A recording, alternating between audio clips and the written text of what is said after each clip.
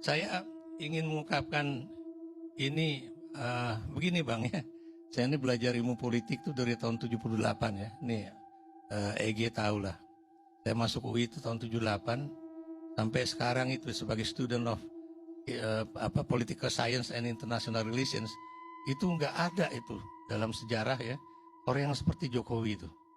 Maksud saya orang yang sudah dibantu oleh sebuah partai politik ya dari tingkatan yang wali kota, kemudian jadi gubernur, jadi presiden, dia minta anaknya jadi wali kota di Solo, dikasih juga, dia minta mantunya jadi wali kota Medan, dikasih juga ya.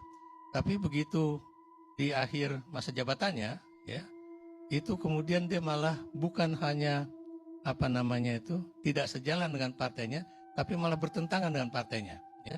Prabowo itu dulu adalah tokoh Golkar ya.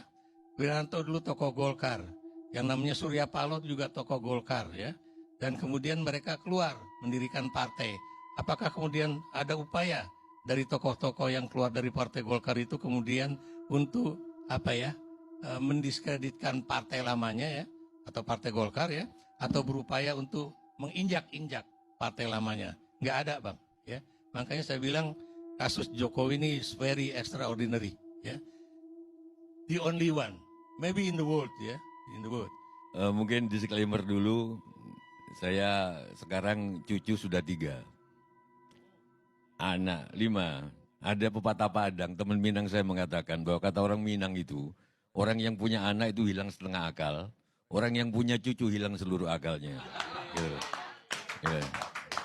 Nah, tanggapan saya ini tanggapan yang sudah orang yang hilang akalnya. Karena semua pakai akal. Tetapi saya bangga karena Rumi pernah bilang, tangga menuju langit adalah kepalamu, maka letakkanlah kepalamu di bawah telapak kakimu. Rasio letakkan di bawah kaki. Oke, soal utang rasa, saya nanti Pak Ermus juga saya tanggapi. Pak Ikrar, utang rasa, utang budi. Pak Jokowi terhadap Bu Mega, bahkan dia satu-satunya presiden yang nggak bisa balas budi, didukung oleh Profesor Effendi Ghazali.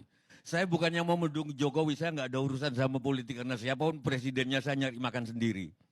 Ketepukan nyari, nggak ada yang promosiin dalang, saya sendiri yang dalang, nggak ada presiden yang warrior generasi, saya siapapun presidennya. Dan saya berpendapat bahwa kalau kita menganut sistem Pancasila, maka pakailah surat Alam Nasrullah Laka Sodrak ayat terakhir. Wa ila rabbika farghab. Dan kamu jangan bergantung pada siapapun kecuali pada Tuhan.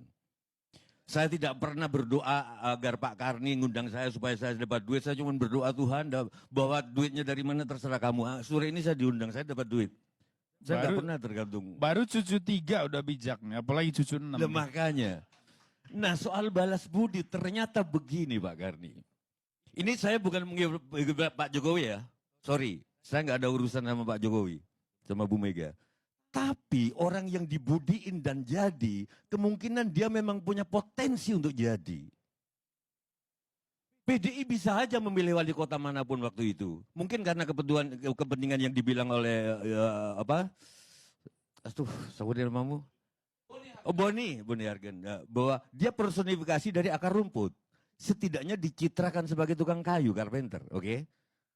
Ada itunya Pak Ikra. Sehingga kalau dalam logika kebalik, PDI juga hutang budi ke Pak Jokowi. Sama. Saya tidak bisa mengatakan the crazy rich Priok Pak Roni, hutang budi sama keluarga Cendana. Saroni. Mungkin kalau dia memang dibantu dulunya, tapi kalau dia nggak punya jiwa petarung juga nggak akan sampai begini. Begitu juga Surya Paloh, sehingga dapat Freeport, proyek dan Bambang Susatyo dibantu kalau nggak salah dia pernah cerita oleh Agung Laksono, oleh Bakri, sehingga dia naik. Tapi kalau dia nggak punya jiwa itu nggak bisa. Sehingga kalau misalkan yang membantu itu mengungkit-ngungkit, saatnya aku punya potensi memang.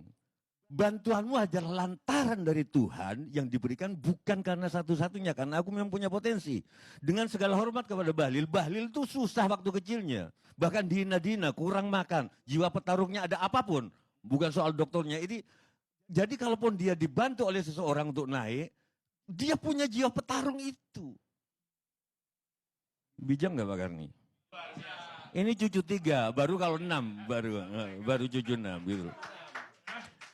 Pak Karni pasti pernah dibantu, sehingga masuk forum keadilan, masuk Tempo. Tapi kalau yang ngebantu itu, Karni itu nggak bisa balas budi, selalu ngukit-ngukit itu ke saya. Karni itu lihat sekarang, wah punya ini, nikahnya aja putranya di Borobudur, Hotel Sujiwotejo aja nggak bisa gitu.